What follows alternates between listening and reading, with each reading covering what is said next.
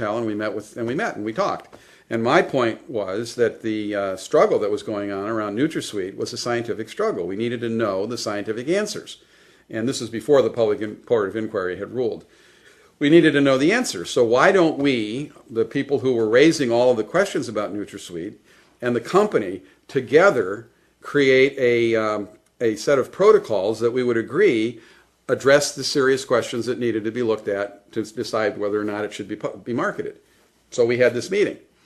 And for about 6 months, his staff and I and our group negotiated out how we could proceed on this. His own scientists didn't want to do it. For example, at the time that they put their evidence into FDA in 1973, there were no requirements at FDA to examine effects on the brain from food additives. No requirements whatsoever. So there never was a study done to look at whether or not this affected the brain in a neurological sense. The cancer studies were incidental. Those were cancer studies. But these were not brain studies. The cancer studies turned up brain tumors. But they didn't look, for example, at these holes in the brain or mental retardation or lowering the ability of people to think or causing dizziness or blindness or any of those things. None of that was looked at. And we were proposing that we design some studies to look at it. And that was the direction I thought we should go. And I should say that at that point, I was involved with a group of people from the food industry. We had created something called the Food Safety Council. We had 35 major corporations, and it had a board that was half corporate people and half consumer advocates, academic people, environmentalists, and so forth, to look at the standards for food safety. And we had written a whole series of standards for food safety. Basically, what I was saying to Rumsfeld is, why don't you bring your company into the same framework that all these other companies have agreed to be a part of? And we had a very good, very full and frank exchange. His scientists kept jumping up and running around the room and saying, there's no problem, there's no problem, there's no problem. Ultimately, he made the decision not to find out what the facts were, but to move forward on the limited record that they had before them.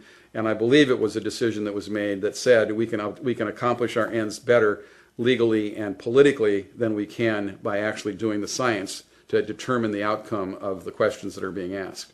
And in my mind, that demonstrated that he was an individual not interested in facts, not interested in the truth, not interested in finding out what the fundamental realities are, but much, much more interested in setting a goal and then by will and force pulling all the resources that he could possibly pull together to achieve that goal, i.e. get NutraSweet on the market and sold. And so Donald Rumsfeld had been in all these meetings and known all of these potentially very harmful effects of this substance that he then went on and continued to market? Well, I can't say what Donald Rumsfeld knew or didn't know.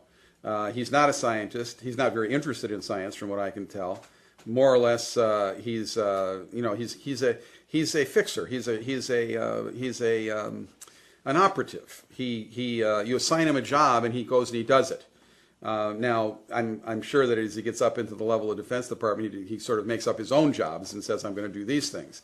But facts are not all that important to how he proceeds, because he's so confident that he knows what the outcome should be, that he will look across, at least in the way he did on NutraSweet, he looked across the horizon to find all those facts that would support his position, and then minimized or denigrated all the facts that didn't support his position. In 1980, the Public Board of Inquiry voted unanimously to reject the use of aspartame until additional studies could be done on aspartame's potential to cause brain tumors. The product was said not to be, it was ruled by law, it was said you cannot market this product. And then they had to go and do political triage and get in there and manipulate the process. So, I mean, the manipulation was so powerful that one of the first things that Ronald Reagan did when he became president was suspend the authority of the FDA commissioner to take any actions. So he was sworn in whatever day in January, and the next day he issued an executive order eliminating the FDA commissioner's authority to take actions. There was obviously a fear on the part of somebody that the commissioner was going to do something about NutraSweet or something else that would create difficulty, because it took him a while to get a new commissioner. It took him a little over a month to get a new commissioner, get the old one out and the new one in. And in that month, the old commissioner was prevented from taking any actions by an executive order. And that takes a high level of political clout to do that.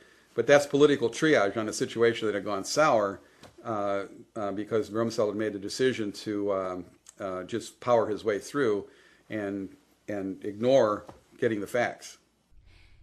In 1981, the day after Ronald Reagan took office as U.S. President, G.D. Searle reapplied for the approval of aspartame.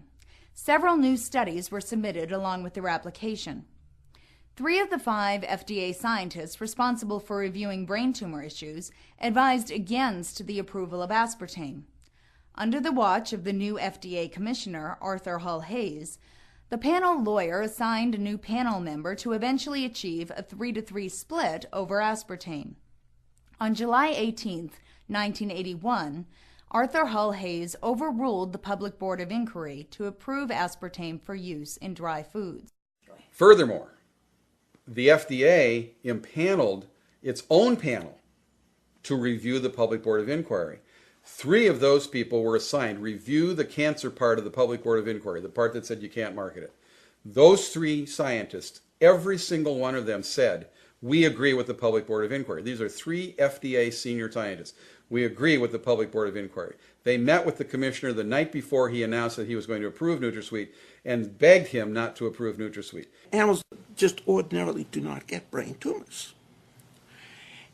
And this should have been enough to have invoked the so-called Delaney Amendment to the 1958 Food and Drug Act, which says that if something causes tumors or cancer in experimental animals, you should not approve it for human use. In 1983, the FDA approved the use of aspartame in carbonated beverages.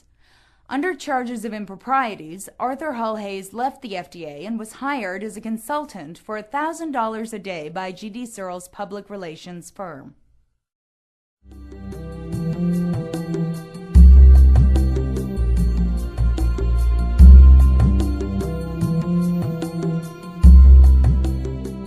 NutraSweet, or aspartame, is the most studied food ingredient ever approved by the FDA, and not just by the FDA, but by more than 70 regulatory bodies around the world.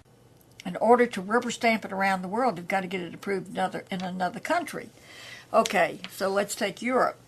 If England were to find out that they wanted them indicted for fraud, if they ever read these reports by the CDC or the FDA Board of Inquiry saying it's not safe, or found out, about that they wanted them indicted, naturally they're not going to approve it.